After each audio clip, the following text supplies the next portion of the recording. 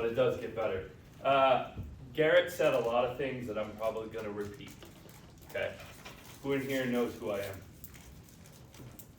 No one. Awesome. Perfect. So I'm not doing a good enough job on posting, so I need to step that up. Guys, so I'm Chuck. I had a business. Who knows who All Hours Plumbing is? Oh, so you do know me, right? I did something right there. So I started plumbing about 25 years ago, and I'm just going to get into my story. I'm going to go through a few things, and then we will, we'll save some time for some Q&A, right? Ask anything that you guys want. Again, I was a contractor for 25 years. I started in plumbing when I was 23 years old. I'm originally from Bergen County, New Jersey. Who knows where New Jersey is? Have you ever been there? Yes. Oh, okay. There's a reason why you're in Utah, right? Same with me. So I moved to Utah in 2008. I came out for a ski vacation. I'm a big snow guy, snowmobiles, snowboard, all that fun stuff. So I fell in love with Utah. And I was running my own business in New Jersey, also working for somebody at the same time. And I decided, you know what, I don't want to be here anymore. And I just said, I'm doing it. I'm moving. And 6 months later, I was here. The reason I tell you that is because it's never too late, right? I started working for a company here. Some of you guys probably know. Some of them, it's still in business today. It doesn't have a great reputation, so I won't mention them. But I started working for them, and I worked for them for 2 years to kind of just get the lay of the land. And they ended up firing me. And I thought, oh man, what am I going to do? They fired me 2 weeks before Christmas, and I was about to have my first child in July. Best thing they could have done for me. Why? Put my back right up against the wall. And it gave me the leverage that I needed to do what I needed to do next, right? And the reason I tell you this story is leverage. Garrett just talked about leverage. Who's going to buy a steak dinner? That's what leverage will do for you. Yes. And exactly what I was in, the situation that I was in, I lost my job, about to have my first kid. So I started All Hours Plumbing 2011. Okay, what's today? 2025, right? Okay, so I grew it from my garage, no capital, no investors. I bought a $1,500 used van to 130 employees, doing $20 million in sales in 12 years, and I sold it. It's never too late, especially when you have leverage, okay? It's really, I love the story, and I'm very, very proud of it, right? Very, very proud of it. I know contractors that have worked 40, 50 years and never got anywhere close to what I've done. And now I look at it as, man, I could have done it in 4. Because I know a guy that did it in 4. And I'm going to tell you guys all right now, you're all smarter than I am.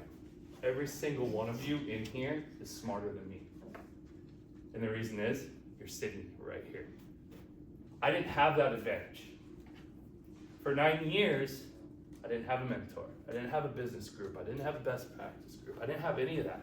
I ran it just like most business owners used to do before all these things were readily available, right? And I'd look at the bank account, it's doing good. I'm like, okay, I'm happy. Bank account's going down. Oh shit, what am I going to do today? And I put out that fire, right? And that's how a lot of business owners run their business. And again, you'll hear me say a lot of things that Garrett has, right? You heard him say, how you do anything is how you do what? Everything, right? I like to add to that, what you do is what you attract, right? So it's similar in the sense, but everything that you do, you're attracting something with it. Would you agree? Yeah. So how you do anything is how you do everything. And it's really interesting working with business owners now on this side and looking back and reflecting. I do a lot of reflecting on what I did in business. And I'm like, man, would I do things differently? Yes.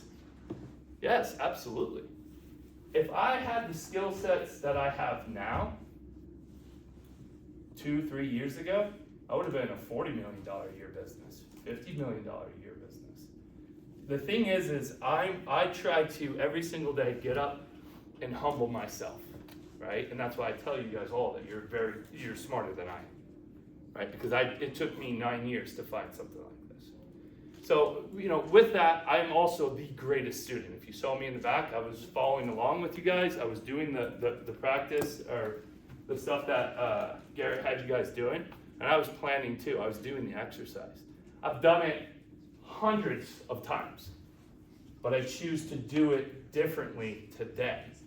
Because every single day I'm going to get up and do something different. I'm going to learn. I'm the best student you will ever meet, right? And it takes that every single day, getting up and humbling yourself and saying, what am I going to learn today? If I don't learn something by the end of the day, I'm searching for something, right? I'm going to go on YouTube and find some actual information, some good information, not the jargon. That's one thing I do is I humble myself every single day and I say, what can I learn? So I really commend you guys for being here. It took me a lot of pain and suffering for those first 9 years. Now it was great. I did $12 million in sales with a lot of muscle. It was fantastic. It was a lot of lessons that I learned, and it was very interesting to me that I chose that path. And now I look back and I'm like, man, if I would have sat in a room like this in year 1 or year 2, where would I be? And I don't have any regrets. I absolutely know that I did it for the reason that I could pass on the information to other people. Grew it from my garage to $20 million a year in sales. We added a company and we sold it in 2023 to a PE firm here in Utah, and they've taken it and not necessarily done what I would have done. The thing is this, guys, is right now, wherever you're at in your business and on your journey, you should be thinking about how you're going to exit, because Garrett said that. That's one of my favorite quotes ever, is you're going to exit your business someday. One of 3 ways, right? And the time to plan it is at least 2 to 3 years before. So if you met me 5 years ago and asked if I was going to sell my business, I would have told you no. I didn't know it at the time. 2020 happened, some things happened, and I decided, okay, maybe I should look at this. And that's when the planning started. So I started in 2020, and in 2020, I was negative profits. I was doing $12 million a year in sales, and I lost $500,000 that year. Why? Because I came out of a truck, and I wasn't running, I was the business, right? So I didn't have anything in place. And I'm painting the picture for you guys because I can tell you how fast it can go. So from 2020, had no systems and processes in place, running the business, watching the bank account, doing, what most business owners do. Barely graduated high school, didn't have a college degree, all that fun stuff, right? And I had a realization of, man, I don't know anything. And that's why I do that every single day, is I humble myself and say, I don't know, what am I going to learn today? Because once I realized, and that's a pretty good accomplishment, $12 million a year in sales, right? So I thought I was on top of the world, and I got the greatest gift ever, COVID. And it made me take a really deep dive look at my business, right? So from 2020, losing money, we went to, started looking at things, started putting things in place. And then in 21, we squeaked out a 2% profit. Okay, so it was working. So we just started to double down, right? And started to focus on the things that gave us an ROI. I commend you guys for being here, but realize this too, there are so many distractions. And Derek talked about it earlier today too, is like, you gotta make sure you're focused on the things. Don't get caught up in the Facebook and, me coming up here, and I have probably similar things that Garrett's telling you guys. Focus on one, right? How many of you guys read books? Okay, why do you read books? Okay. Why do you read books? Okay. Knowledge is power. Okay. Do you have a shelf full of books and you're proud that you read those books? Audible. Okay, yeah, same.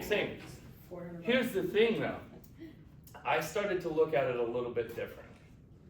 I read a book to solve a problem, not to say that I read the book. Okay? Little bit different. And my mentor taught me this. Because if I'm reading it just to say, hey, look at that book that I read, great. You know how many people that I know that have read thousands of books and they're still really broke? That's what changed my life when he told me that. And now, if you could just switch that one little thing of read the book to solve a problem. You don't have to read the book all the way through. Read it till it solves the problem, right? Now, I don't care if you read 1,000,000 books. What are you doing with the information? That's the problem that I see with a lot of business owners today, is the distractions and not enough action. Okay? Knowledge is great. What you do with the knowledge is even better. Okay? And that's really, I love what Garrett said this morning to you guys already, and the practices that he's done with you guys already, the meditation, getting you focused, deep diving into it, coming back every quarter in the importance of being here right now and what it will do for your business. There are so many people out there that don't build a business plan, that they go through and then they're freaking out at tax time.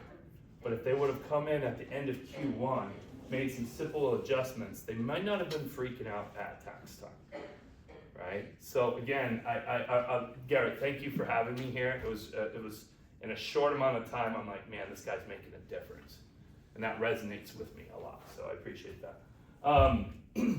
So that's pretty much my story, guys. I mean, I can get into it all. I've been sued.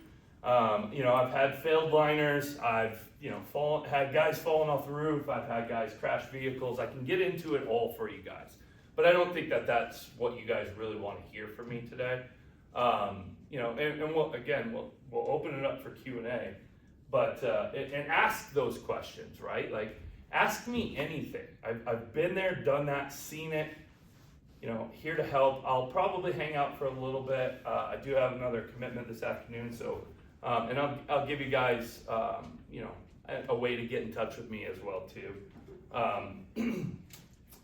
So. Garrett asked me to come in and talk about the exit and what does that look like. Like, I'm a firm believer, if you run your business every single day like you're going to exit it tomorrow, you're going to run that business like a machine, okay? And you should be prepared for that. Like, if I would have put systems and processes in place from day one, year 9 and 10 would have looked a lot different than it did. Right? And so we went from 12 million in sales on year 10 to $20 million a year in year 11. So we had an $8 million a year jump because we started to do these things and we started to put these systems and processes in place and hiring better and everything around it. So if I would have done that in year 1 or 2, where would I have been? Right? So it's super important. And when you go to do an exit, I don't care if you're exiting to PE or private, they're going to look at everything. Has anybody ever bought a house in here? Okay. There's a process, the due diligence process in buying a house. Okay, there's that when you sell your business too. And I'm telling you, they look at every single corner. It's the worst process you will ever go through in your life. Especially if you're, $10, $20 million and they're talking a big substantial amount of money. They look at everything. They wanted to know why, when I was 12 years old, did I go to Vermont at 3 o'clock in the morning, for whatever, right? Like, and I'm being a little crazy with it, but they had some questions that I was like, how the heck did you get that information?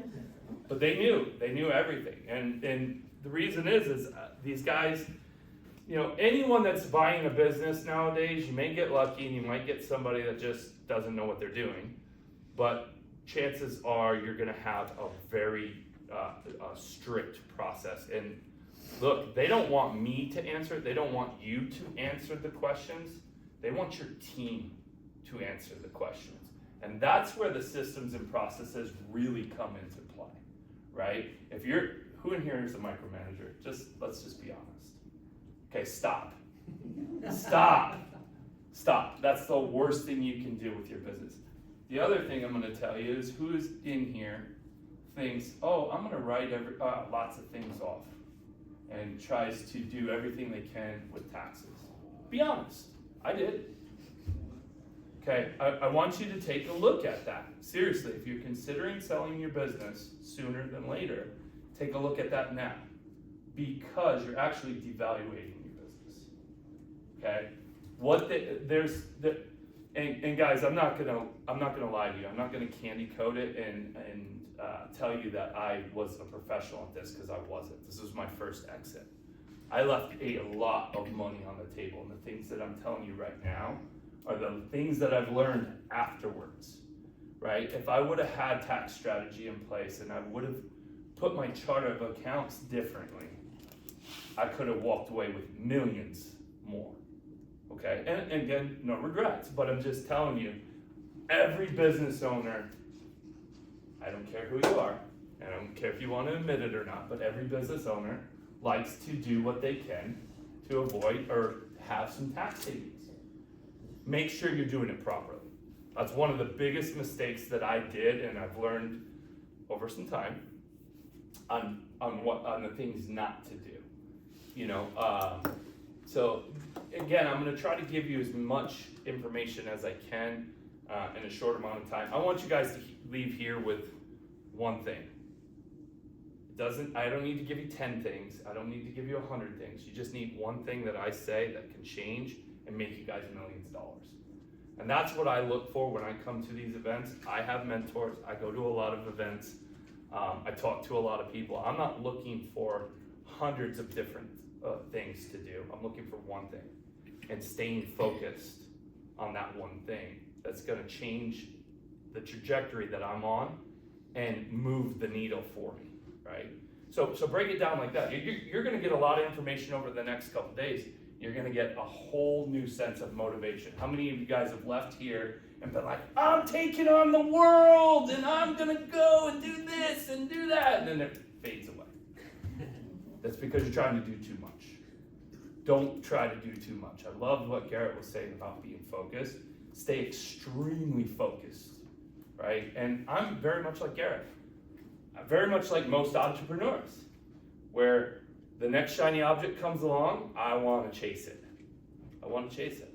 And it's something that, again, I do every single day. I say, okay, what do I really need to focus on, right? Because the next shiny object is fun until it's not, until you lose a lot of money, until it distracts you from something that you should have been focusing on, and now you have to go back and redo things. So,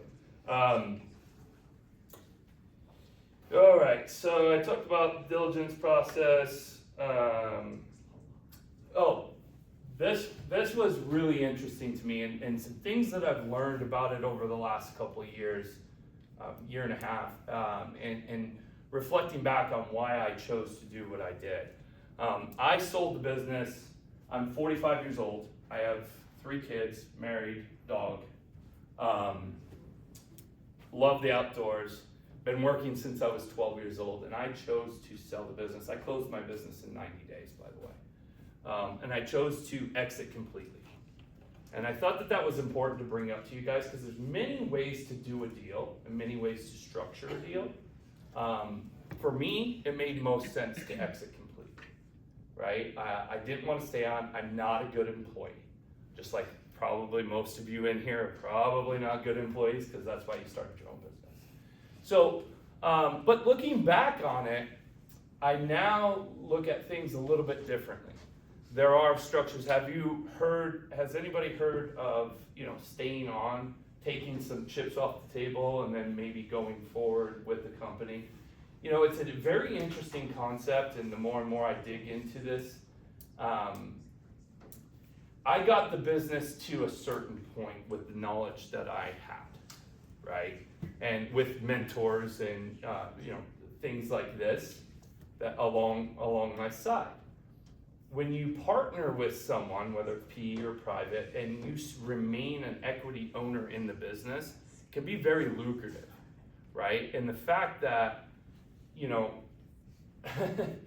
marketing's expensive, vehicles are expensive, insurance is expensive, all these things, and you have someone that's you're kind of working with their checkbook a little bit and your knowledge. Now you got to make sure it's the right fit, guys, right? Because again, I'm not a good employee, right? And I had to, that was at the time why I made the decision that I made. I wanted 100% out.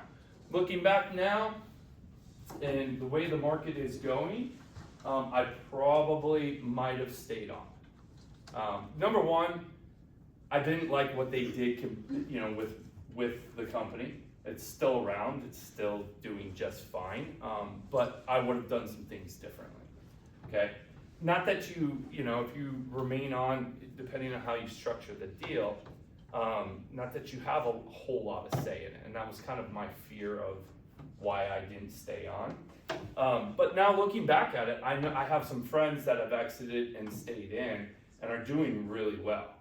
And I don't know if you guys have ever heard of the second bite, third bite of the apple, those kind of things. No, explain it to them. Okay, so when you exit a company and you stay on with a percentage in the company. So basically, let's just do simple math. They buy you for $10 million, you stay on as a 20% owner, you buy back in for $2 million, right? Now you're a 20% owner of that company, and then however you structure it is, you know, what your responsibilities will be if you have a good team in place. And this is some of the things that I didn't know. I could have kept my lifestyle the same as it was and just ran my team I was already doing and stayed in. So that's the first bite of the apple is that 8 million. The second bite of the apple is when then they take your company and they put it into a package of other companies. And then that portfolio sells. You get a percentage of that portfolio, right? Whatever that equals out to over the whole portfolio. So that would be the second bite of the apple. Then there's third, fourth, fifth bite of the apple. You got to do your research on it for sure. Make sure you're partnering with the right company, because there's a lot out there that aren't the right companies. But I do know some guys that have done this, and it's turned out really, really well for them. So if you're young and you're like, hey, you know, I'm not done. I'm not going to go sit on the beach, and I'm not either. I'm not that guy. I don't like to sit around and do nothing. But if you're young and you still want to move forward, but you're just like, hey, I want to move forward with something different and a skill set that I don't necessarily have. I've gotten it to a point where I think I can get it, and you want someone on your team, this is a really good strategy. And again, I've seen guys do this, and it's turned out really, really well for them. One guy that is on the second, almost third bite of the apple, and I mean, he's made more off the second deal and third deal than he did on the initial. So again, there's always a million ways to structure a exit or a deal, right? Get yourself educated before you go down that road, right? And I did. I educated myself. I knew for me at the time, I was like, I've been doing plumbing for 25 years. I don't know if I even want to think about plumbing ever again. You know, but now I start to look back at it, and I'm like, man, I had such a good team in place. We had a pretty good market share. We were doing some, we were disrupting the industry here in Utah. I put some things in place, like I started with a on-call rotation that allowed my people to, if they worked the weekends, they could take a day off during the week. I was one of the first people here in Utah to do that. Other companies then followed afterwards. I was also one of the first people here in Utah to put installers in the plumbing category, right?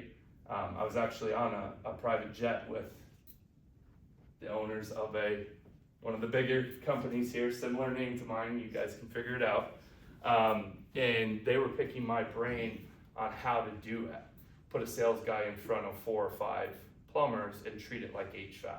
They were trying to do it and they weren't very successful with it, and he was picking my brain. I knew what he was doing.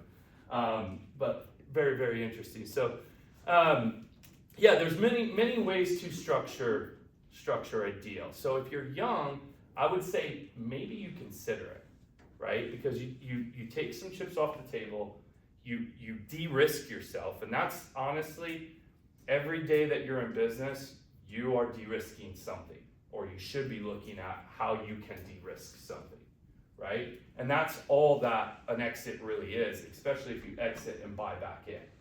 You're de-risking yourself, where you're taking some money off the table, and now you're helping still grow that business with your team, your employees, everything that you've done and put in place. It's a really good strategy if you have the right partner on the back end. So I thought I would bring that up to you guys because it's something that I reflect back on and look at differently now.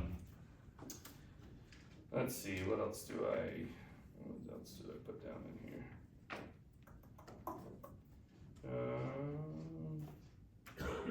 Oh yeah, it takes about 2 years really of solid planning to get to it, till you're ready for an exit. I say, like I told you earlier, run your business like you're gonna exit tomorrow. Your business is gonna run better, and then when you do decide, it's still gonna take some solid planning. I went down the rabbit hole of not looking at a broker because, how many of you guys have sold a house and tried to do it on your own? You did? Yeah, right. Did you end up ultimately hiring an agent? No, you sold it on your own? Good. I don't recommend that with a business.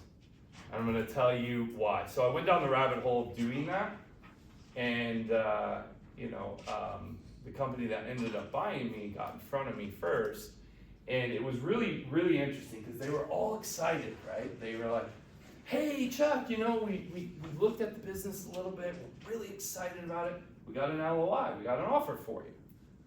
And they gave me the offer, and I had already done my research and decided I was gonna go with a broker, right? And I signed with the broker like 2 days before this meeting. And I said, that's great.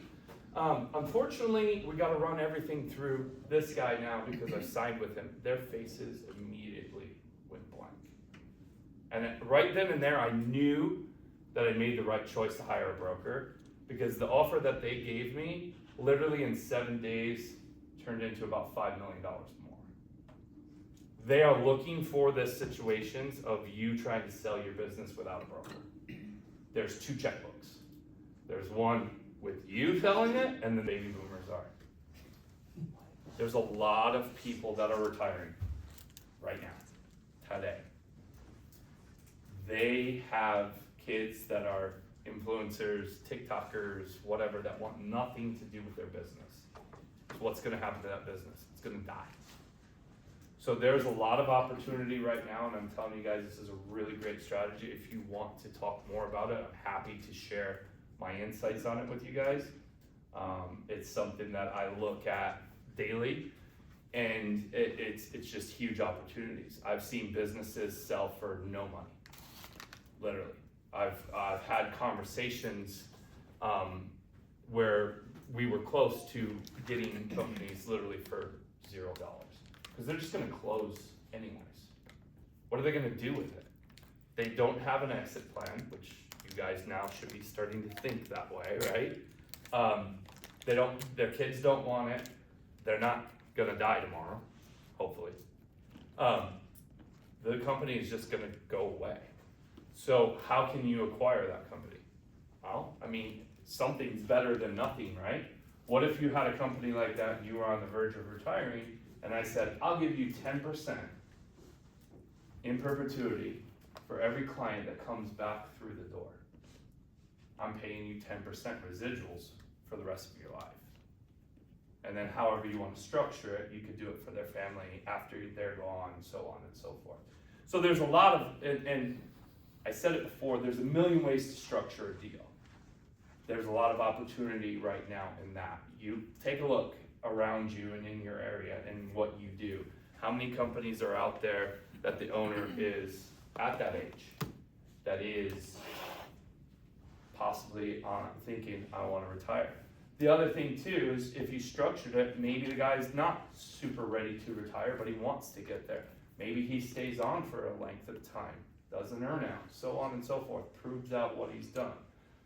A lot of strategies around this, but if you want to go quick, guys, and you want to get to an exit and you want to add more value to your company, this is a fantastic way to do it. And you know, I wouldn't even just look at it as people getting ready to retire. Some people just don't want to run their business anymore, and they're not good at it. And they've gotten beat up so much, and marketing's too expensive, and all the excuses that they're giving, and they don't have something like this to help them. They just want to get out. So have the conversation. You never know where it's going to lead, but I'm telling you, there's massive opportunities in that space. Especially if it's something that, like fireplaces, I mean, we were already doing most of it, right? We were doing gas piping, we were doing boilers, we were doing all the things around it. So fireplaces was just really easy to add to it. And we got that deal, this was pre-COVID, we closed February of 2020, so it was right before the shutdown. We got that deal for actually, I think it was less than 1 times multiple on that, and turned it into something that was very, very lucrative. So think about that, right? So if you're in, you know, plumbing or HVAC or whatever it may be, typically if you hit the 5 million mark, you're going to trade somewhere between 8 and 12 times multiples right now, today.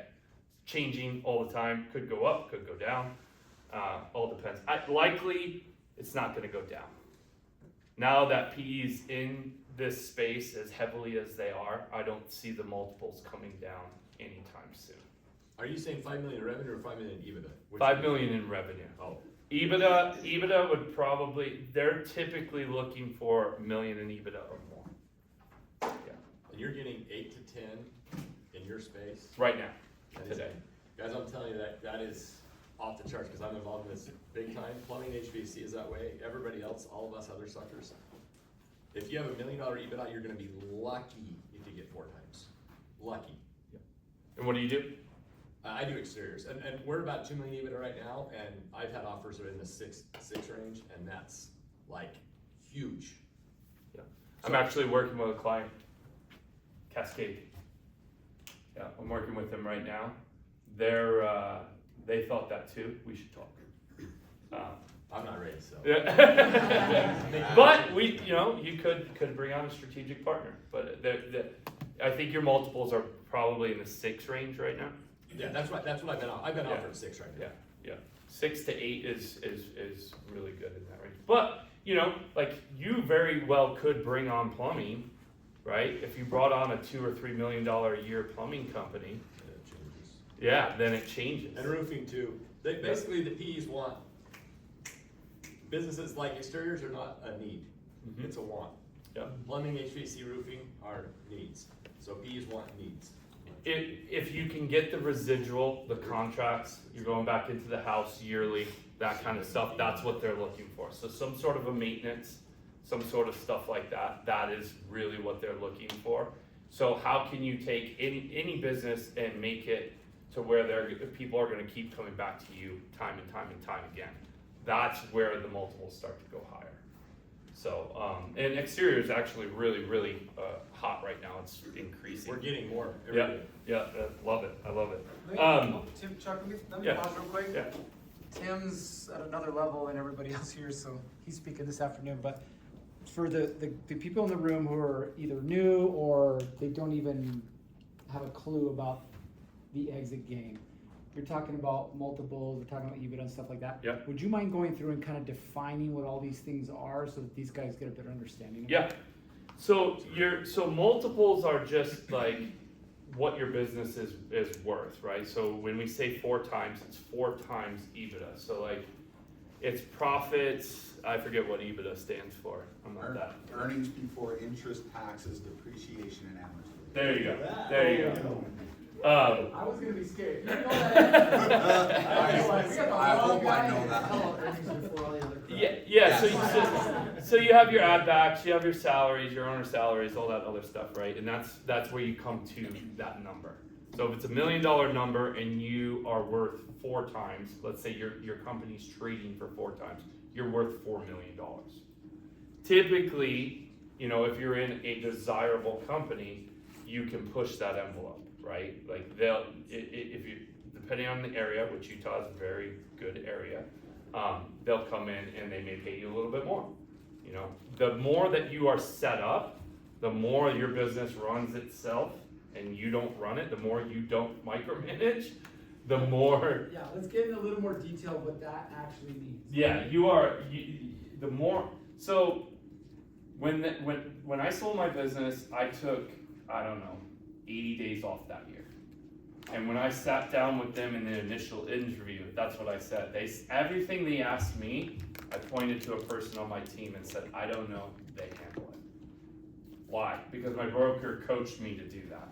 They wanted me to have nothing to do with the business at all. Like, if I went away tomorrow, that business was gonna do the same, if not better. And that's what they're looking for, and that's where you will command the higher multiples. The other thing too is, we talked about it, is residual, right? Contracts. So if, you're in exteriors, right? If you can sell a maintenance on that you're going back every year, washing the house, getting in front of the clients, doing an add-on, something like that, they see that, you're gonna command a higher multiple. Your database is worth money, but if you have agreements or contracts with people, that's worth even more. That pushes you up in their eyes. Anything else you want me to cover? No, that was good. If you're okay with it, let's take a little break, stretch your legs, we use the bathroom, because I want to come back and I want to get into the weeds about like some Q&A. Yeah, absolutely. Cool. Thanks, guys.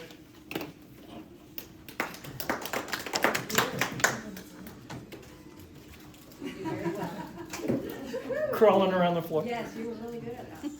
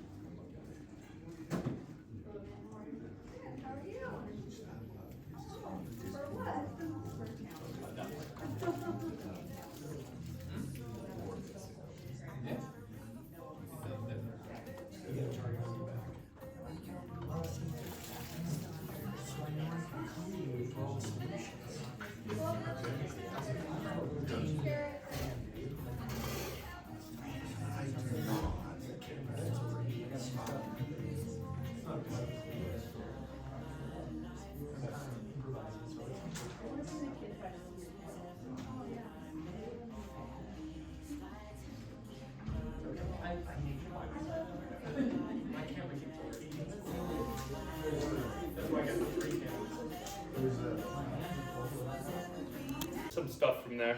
I love this that Garrett put together for you guys. What does it look like? So we talked a lot about how to structure deals, whether you want to stay on, whether you want to exit completely, all that stuff. Like, think about that in your exit planning, right? If you don't know what it looks like, ask the questions, do the research, ask people that have done it before you or are getting ready to do it. There's millions of ways to structure a deal. How many of you guys are clear on what you want your exit to look like? Like, you're gonna outright sell, you're gonna hand it off to kids, employees, something like that. Like, how many of you guys are clear? 1, 2, Shawnee, what are you gonna do? It's gonna go to our kids. To your kids, perfect. Emily? To my kids. Kids. I'm trying to give it to my kids, but they don't want it. Right, which again, it's gonna happen to you guys, just so you know. Like, I fully want all of my kids in my business. Yeah. None of them are here. It may or may not happen, right? So what's the backup, right? Close the doors, I guess. No, and more no. Hold on, one more time. No, you're not closing the doors, right? You've built this thing over years, or you're building this thing over years, it's worth something, okay? Only if you make it worth something, right? So think about that, and that's the first question you kind of want to look at here. What does it look like? This is the time for you to ask questions to Chuck. I don't know if you guys realize how much knowledge he's dropping on you about the exit, right? So if you're not clear, maybe then now's a good time to say, okay, Chuck, like, did you ever consider, your kids are younger though, right? But did you Yeah. ever consider selling or handing off? Nope, kids? I wanted 3 vans, I had 65 trucks on the road, and I was gonna leave it to my son. Didn't happen, my son's 7. Now, I look at it like this, okay, I take the knowledge and the experience that I have now, and if he wants a plumbing business, I'll go buy him. I'll go buy him one. But I don't know what my son's gonna do in 10 years. You know, he could be an influencer, he could be, you know, whatever. Who knows if he even wants to, I mean, he likes Legos, so maybe he likes building, but, you know, I don't know. I'm not gonna force that on my kids either, right? Like, I will teach him plumbing, like we'll do things around the house and, you know, we'll have that bonding thing, but I don't think he's ever gonna want it. And I didn't, you know, if I would have set it up differently, now my son's 7, he's been in the business since he was this big. I had him in on an interviewing process once, and I said to the guy, it's a sales interview actually. I said to the guy, have you ever negotiated with a 4-year-old? And he goes, yeah. I go, okay, well, this is your interview. If you can sell him, you're hired. And him and my son went back and forth. And I love having kids around business. When I grew up, it was like, oh, dad's gotta go to work, don't bother him. No, bring your kids, get them involved in the business, show them these things. Like my son, I started an apparel company with my son, he's 7. Right, and the reason I did that is to teach him about business. He loves going around and telling everybody it's his t-shirt company. But where I realized I was making an impact was we were driving down the highway and he says to me, he goes, Dad, we need to get a sign up there, and he's pointing to a billboard.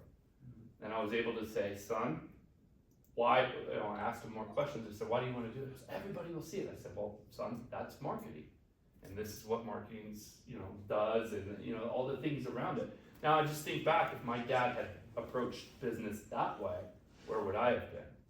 You know, because they're paying attention, they're absorbing so many different things around you. Might as well have it be something that's good for them. So back to this, what does it look like? You know, like guys, I can tell you this, right? Everything that I thought I would do when I sold my business, I've done none of it. I've done none of it. Literally, I was like, I'm gonna go buy a house, I'm gonna buy the car, I'm gonna buy the watch, I'm gonna buy I've done none of it. Because everything changes, right? Same reason I say, and you should probably be looking at this yearly, you know, when you're doing your planning of, has my exit strategy changed, right? What are your needs? Like, what do you need to live the rest of your life, right? You know, and those are some of the things that I considered.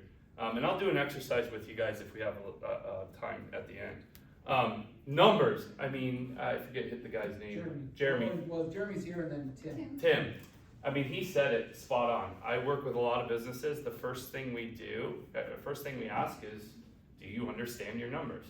99.9% of them don't. Right? And that's the first place we look. We say, we cannot do anything for your business unless we know if you're winning or losing. Like, I need to understand if you have a good idea about your numbers to tell you to go spend more money on marketing. I need to have you understand your numbers to tell you to go buy another truck, hire another employee. Everything you do starts with that. Everything you do. So, you know, and you can guess like I did for 9 years. Sometimes it works out, sometimes it doesn't, but that's really the full understanding. When you start to run off of a budget, you're making calculated decisions or calculated risks versus just throwing Hail Marys and hoping they stick. So knowing your numbers is very, very important. Your legacy. Do I think I failed my legacy by selling my company? No. My mentor told me, because I was struggling going through this process. I was like, well, I want to leave this for this employee. I want to leave that. This person's been with me forever. This and that. I was going back and forth. And my mentor said, you know what? For once, you get to be selfish. A little. Right? And I said, well, what do you mean? And he goes, you need to think about you and your family right now. And what this is gonna do for them. Your employees are gonna be in a better place because they've worked with you for the last 12 years. And I look back and I say, that is true, they are in a better place because they got a chance to work with me. I did a lot, I had a great culture. My culture was some of the most amazing, and believe it or not, guys, I'm gonna tell you something about that because I think it's important. The company that bought me said their biggest challenge was my culture because it was family. And it's a catch-22. You want a good culture, you want a great culture, you want to feel like you're working with family, you want to have fun, you want to do all the things. But when it comes to someone else coming in and then trying to hold them accountable, it's very difficult because Chuck is not there anymore, especially if you do a full exit, right? If you stay on, it's a little bit different. But I challenge you.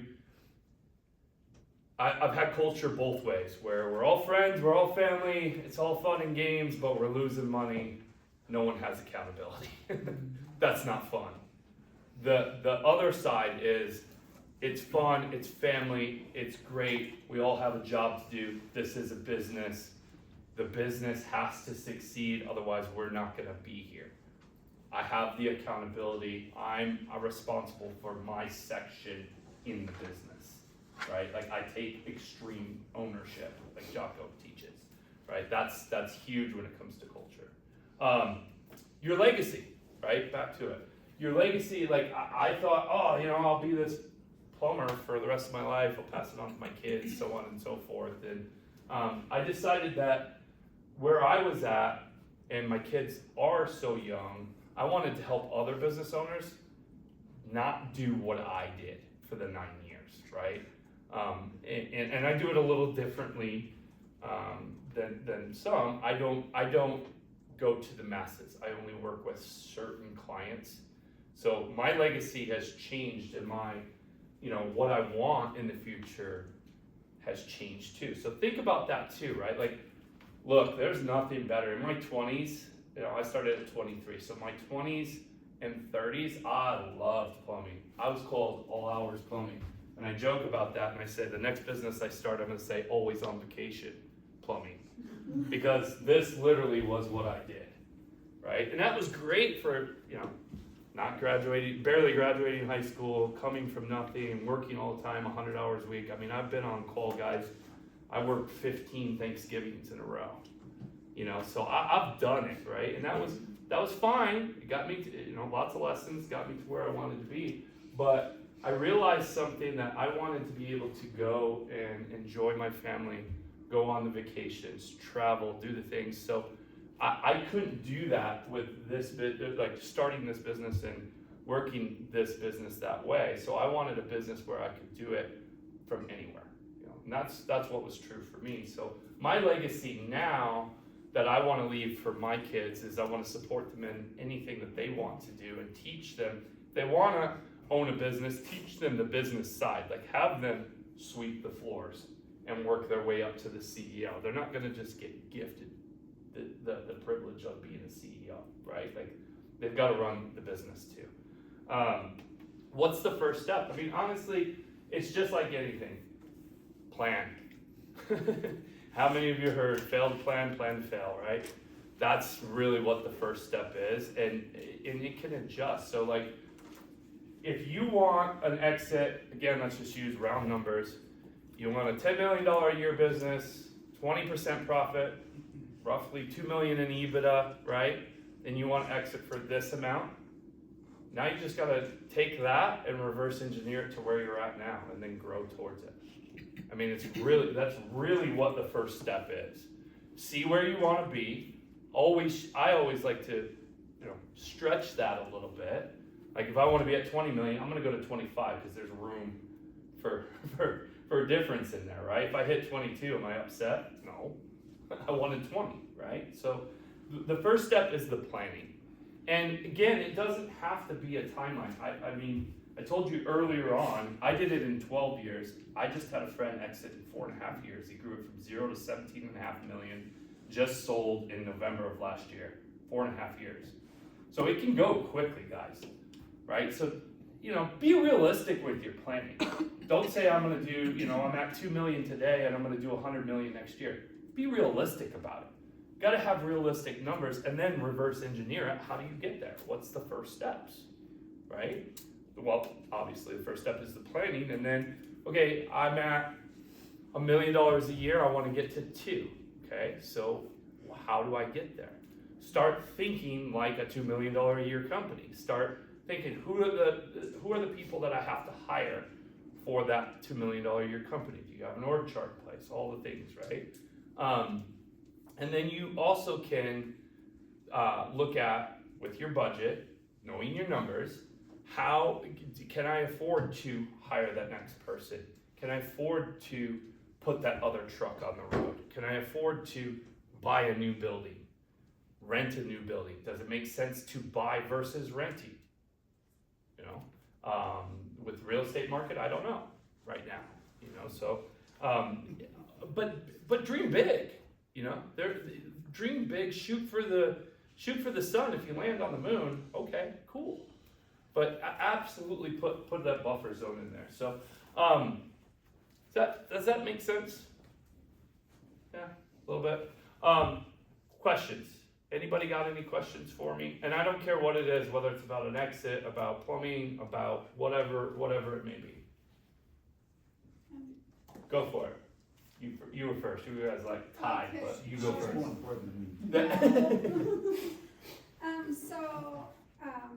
You were talking about culture and stuff and like Mhm. staying in.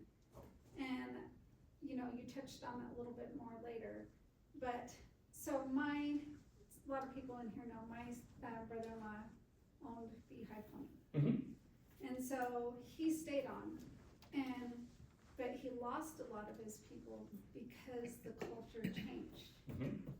And so I think that would be hard to stay on and watch, what you built kind of crumble Mhm. to, especially that culture. And so, but I'm really interested in like the second bite of the apple, the third bite of the apple and stuff. So how do you keep that culture, or is it possible to keep that culture while you stay on and not lose that good team, because you built this good team? And Yes, I think it's all how you structure the deal, in my opinion, right? You can put different things in place like earnouts, profit share, percentages of ownership. There's things in place that you identify the leaders of the teams, right? And put those things in place, make it lucrative for them. I think that's the direction that a lot of companies are going in right now. Is if, so my general manager was my sister. She actually left when I left.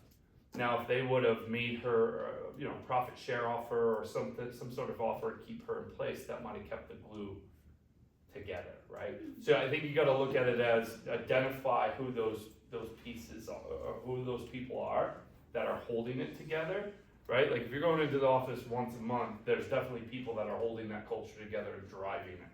So identify who those people are and then make it lucrative for them. And then, however that looks, right? Whether it's a bonus, whether it's profit share, whether it's a portion of the equity, whatever it may be. And a lot of deals that I'm seeing now, these PE firms are doing that, especially when the owner's staying on, because the owners, they don't want to go from coming into the office once a month to back in the office 5 days a week. Then that's not going to happen. So how they're structuring the deal is they're saying, okay, you're number 1, you're number 2, you're number 3, you're number 4, and they're making it lucrative for them. Does that make sense? Now, when I announced to the company that I sold the company, I mean, you can just feel the shift, right? They instantly looked at me differently. And that's where I go back to what my mentor said to me. I get to be a little bit greedy because I'm not a greedy person. I came from nothing. I didn't do this by myself. Without them, I couldn't have done it, and I've always treated them that way. But the reason he told me that is he knew that day was coming. The moment I said I no longer own this, the moment they looked at me differently. Now, it's a little bit of a sticker shock.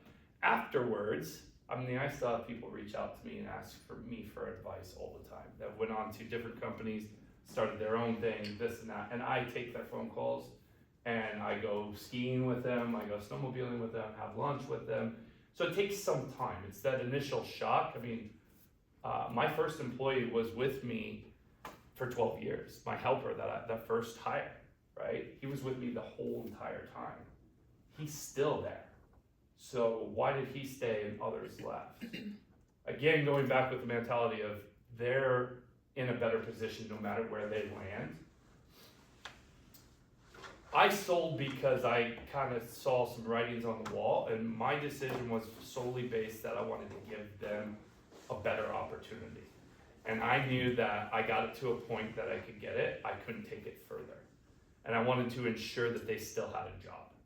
And I explained it to them just like that. And a lot of them got it, most of them got it. So to answer your question, how do you hold that? That's the toughest one. Literally, they told me that was the biggest problem with what they saw with my company, was getting through to that culture. So I think you can think of it a few different ways. How do you have that amazing culture but still draw the line in the sand, right? Like it's still a job, it's still a position. Like, you know, have a little bit of separation from the owner or the critical managers to the employees. So that when this does happen, now it probably would have happened if, you know, my son took over the company and I was no longer there. There was definitely going to be a shift in it, right? So draw that line in the sand a little bit more and define that. You can still have fun, you can still have an amazing culture. I'm not saying that. Like, do the fun things, have the parties, do the casino nights, do the, you know, whatever you need to do to make it. I mean, look at Google. They were the ones that brought in gyms and, you know, people doing all that stuff. So do that stuff, but still draw that line in the sand of like, this is still business. And quite frankly, if you go back and just look at it, your brother-in-law, whoever, that have exited a company, ask the employees, if you put them in that position, would they have done the same thing? No doubt. No doubt, right? Does it challenge you? Does it make you think differently? Absolutely. But I don't think any company that's ever exited or sold, if you put any of those employees in that same exact position, the outcomes probably would have been the same. Does that make sense? Yeah. Did that answer? Yeah. Awesome. You had a question? I was just gonna ask, if you could give us some more direction. Earlier you said you have to set up your chart of accounts for selling.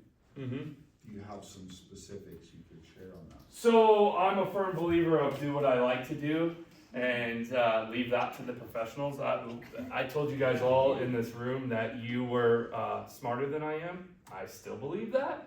And I was very good at hiring people that are smarter than me. So I don't have that exact answer. My answer would be find someone that loves to do that stuff and can help you with it. That would be my answer, because it is important. Yeah, there you go. There you go. Like, if that's you, everybody, if you're not utilizing that, run to that. Sorry if your calendar's gonna be booked now, but you know, you should, and then go back and readjust too. Like, you can't, look, if you guys think that your business, and I get you come in once a month, but you're constantly looking at your business, you're constantly going back, reevaluating, seeing if you can increase efficiencies. It's never gonna be set it and forget it. Okay, if that's what you're looking for, sorry, that's not what business is. You still have to go back and do the work and reevaluate. I love that people think that there's this magic pill that, hey, if I do this, it's gonna just fix my business. No, there's no magic pill. Anything that I'm telling you guys up here, if I didn't do the work and wasn't committed to doing the work and staying focused on what needed to be done, I wouldn't be here right now, right? I still did the work. I had a great team, and you can build phenomenal teams. Focus on what you love to do. Me, it was the field. I love the field. People are like, why would you want to go do plumbing when you got a $20 million a year company? Because that's what I love to do. I love to hire, I love to, you know, so I found the things that I love to do, I focused on them, and I hired the people that were smarter than me. Do you, is this recording? Yeah, Alright, well, just block this out. hold on, Um, hold Yeah, pause this part real quick. Alright. So, the one thing I will, Contractor world usually operates on, referral. Mm-hmm.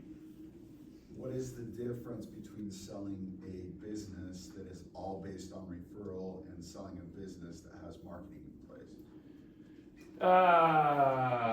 Referral like word of mouth? Yeah, so like it's all the owner's good connections out there. Yeah, so you're gonna devalue the multiples for sure, right?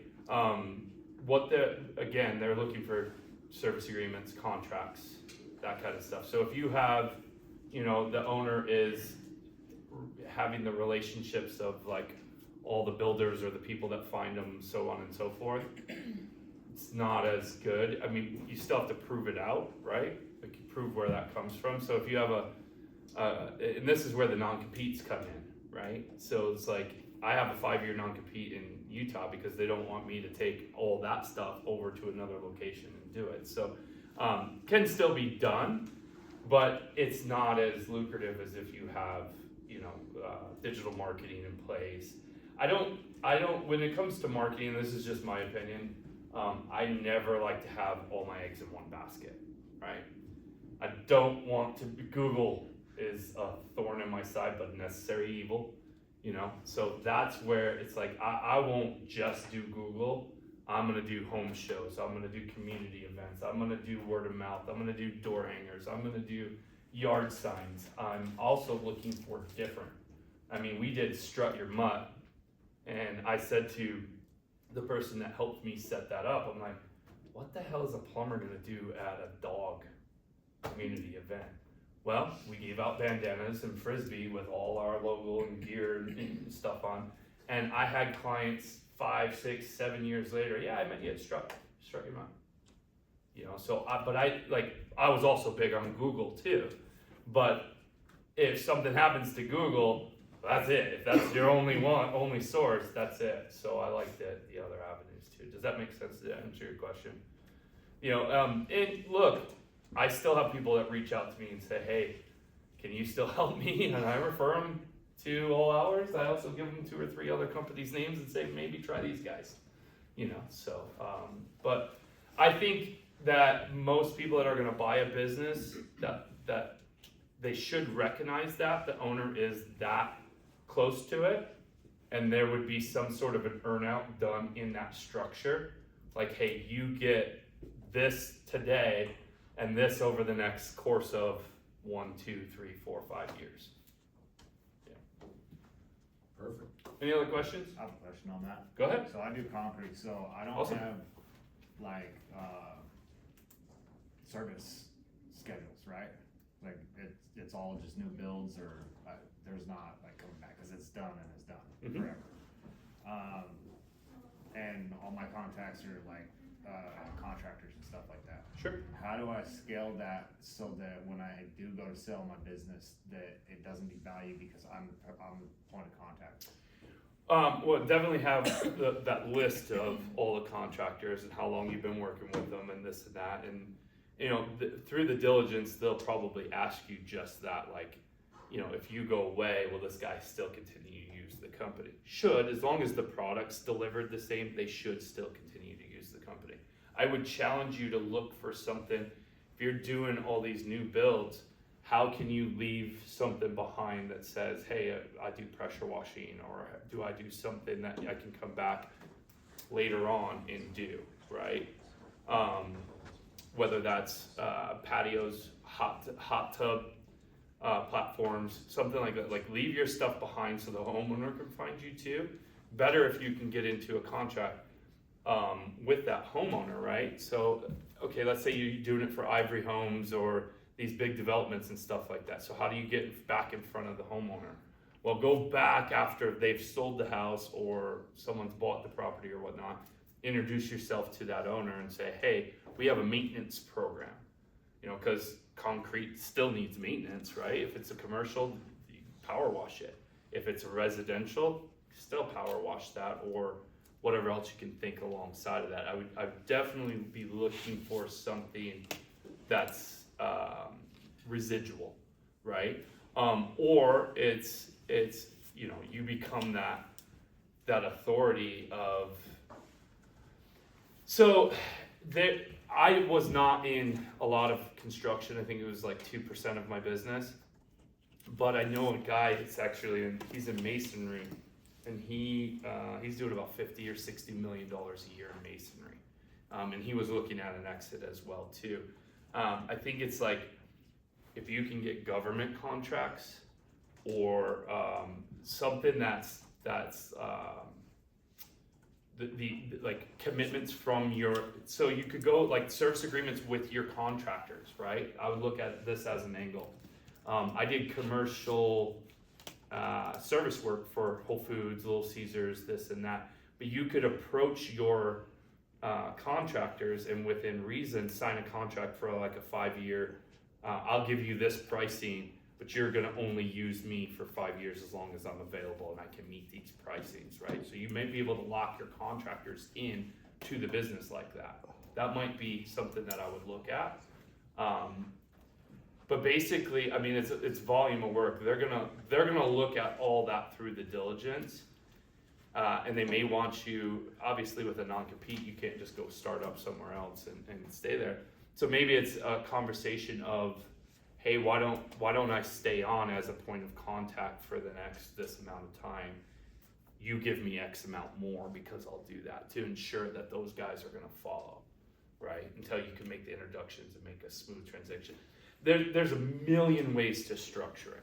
So would it be in my interest to like hire like an estimator that's the point of contact, and when I sell the business, that's with that, or does that put me at risk that my estimator takes those contacts and runs? It's a catch-22. I mean, look, at any given moment, one of my guys could have went out and, you know, taken employees, taking, you know, residential information and all that kind of stuff. So, yeah, I mean, if you could put the right person in place, I think that would fall to your GM or your number 2. They should have that. You should have that person set up like you. Like, hey, if I go away tomorrow, my GM is the guy. You know, and maybe that's you put it in there as a profit share or a small percentage of ownership with him to ensure that he doesn't go start his own business. Or find a guy that's already done his own business and doesn't want to do that anymore because he'll never go and do it again. That might be the guy that you're looking for. But if you can have your number 2 be like you with all those contacts and all that information, they're not going to have a problem with it. Look, there's always a gamble in it when you buy a company.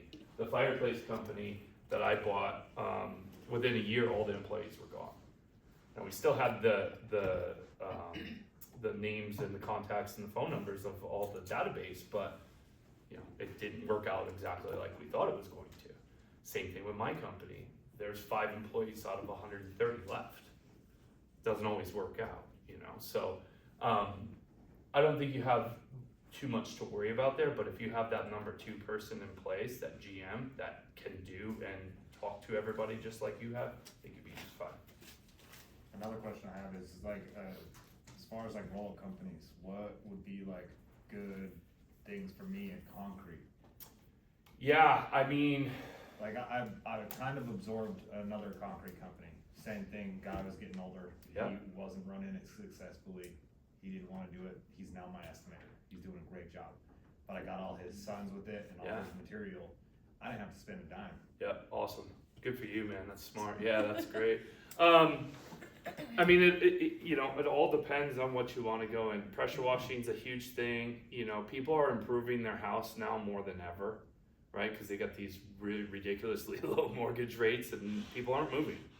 And I think that's going to be played out for a little while. Probably garage floor coating, Yep. something like that. Yes, coating.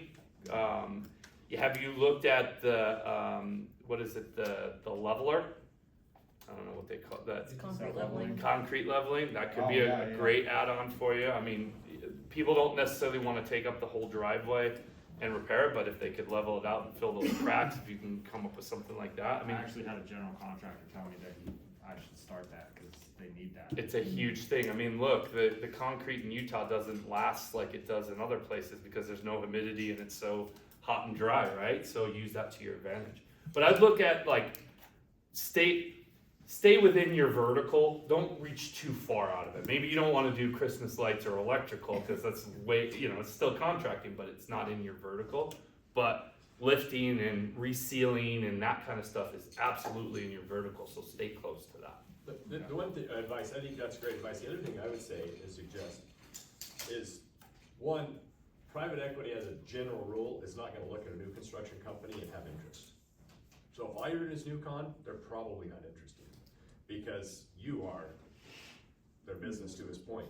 So all the things he's saying is dead on, but I would also, remodeling is where you need to be anyway. There's way more money in R&R. It is remove and replace. So much more money. Your margins are so much better. Now, you gotta pay commission and you gotta pay marketing, but that's what they wanna see anyway, and that's what gets you out of it. The other problem is you gotta understand is, how many of you were in business in 2007? Right? It sucked, okay? 8, 9, 10 was miserable, and if you did only new construction, you were done. Yep.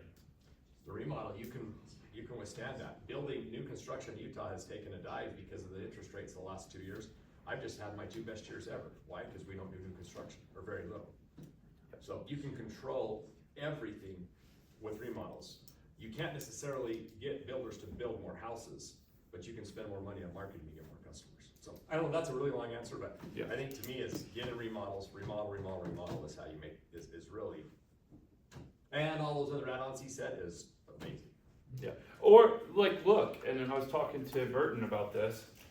If you can build a referral list, start referring other people. Like we had a rule of thumb that we would do something till we referred $1 million worth, and then we would bring it in house, right? So if you start to refer the electrician, refer Christmas lights, refer all those, like build that network out, right? And say, hey, what would you think if I got you into Mrs. Jones' house? Would that be worth 10% to you? Build that all out. You start to refer over $1 million. Maybe think about, okay, I could bring this division in house, but you're still making money on it just by making the connection, And then maybe that's with contractors. Like you can think outside the box with it too. But I do agree, new construction is tough. PE is looking at it differently now. It's not as good as the residential stuff, but they are starting to realize. I think it's because they bought up a lot of the residential stuff. They're starting to focus on the new construction stuff a little bit more too. But it's never going to be the same multiples. It's going to be a lower multiple for sure. Yeah, for sure. I found that out. Any other questions? Go ahead. So you're saying like the residential is a good place to be in to resell your business and stuff. We've always been more commercial, Mm-hmm. and I've been really getting into the government contracting this last 4 years.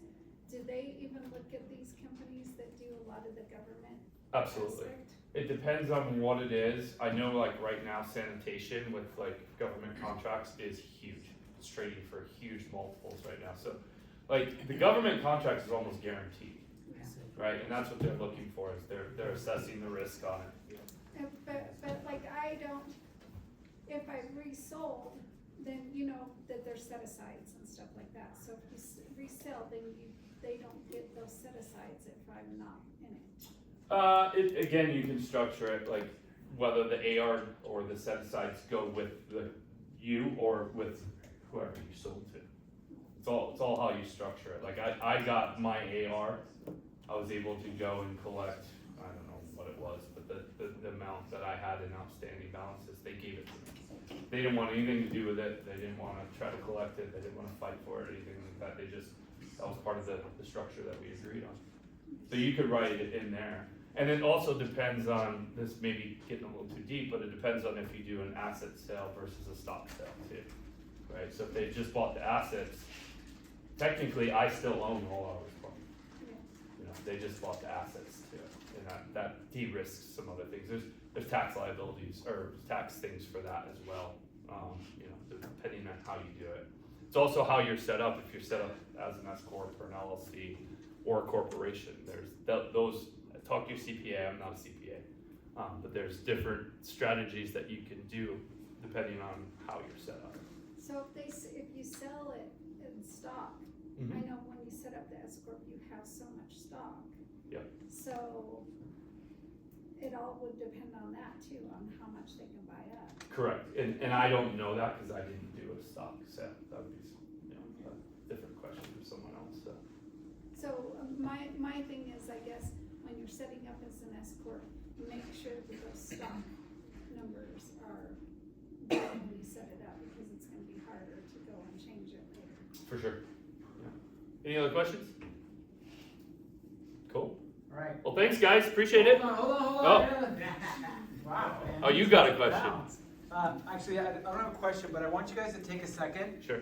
and answer the last question. And I'm gonna have Chuck literally just do this or this. First step, okay? Wherever it is you are right now in business, again, some of you guys have been around for 30 years, some of you guys have been around for 2 years. Doesn't matter. Last question there says, what's the first step? So for you guys, if you're here with your partner, business partner, or somebody else, make sure you have the same answer. But what's the first step? Get that written down, get on the same page, and then we're just gonna walk through and Chuck's gonna give you a thumbs up or a thumbs down on that.